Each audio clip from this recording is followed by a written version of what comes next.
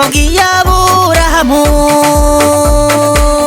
utiva mu gihugu cyawe nzaguha umugisha,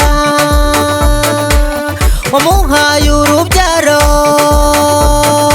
abasekuruza w'amahanga. Ububasha bwawe Mana nibwo butuma tugushima, ububasha bwawe Mana nibwo butuma tugushima. Mu biganza by'Imana harimo byose, mu biganza by'Imana harimo byose. Iyambuye kimwe gusa yazaba turi isi bose. Mu biganza by'Imana harimo byose, mu biganza by'Imana harimo byose. Iyambuye kimwe gusa yazaba turi isi bose.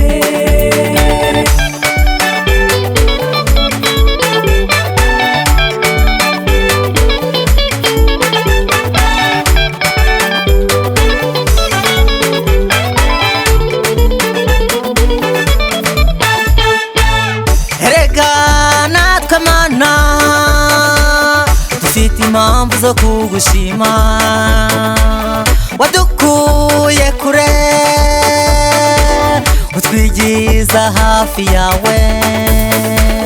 Ububasha bwawe Mana nibwo butuma tugushima, ububasha bwawe Mana nibwo butuma tugushima, ububasha bwawe Mana nibwo butuma tugushima.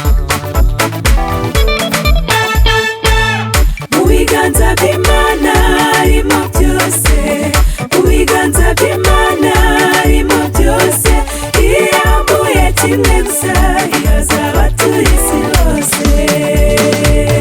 Mu biganza by'Imana harimo byose, mu biganza by'Imana harimo byose. Iyambuye kimwe gusa yazaba turi isi bose.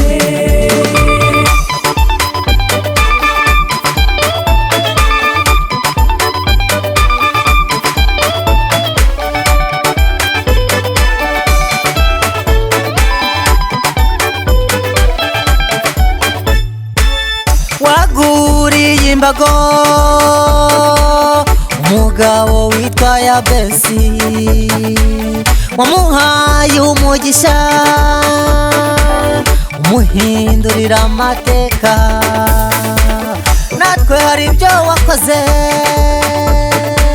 bituma tugushima, ububasha bwawe Mana nibwo butuma tugushima, ububasha bwawe Mana nibwo butuma tugushima, ububasha bwawe Mana nibwo butuma tugushima. Mu biganza by'Imana harimo byose, mu biganza by'Imana harimo byose. Iyambuye kimwe gusa yazaba turi isi bose.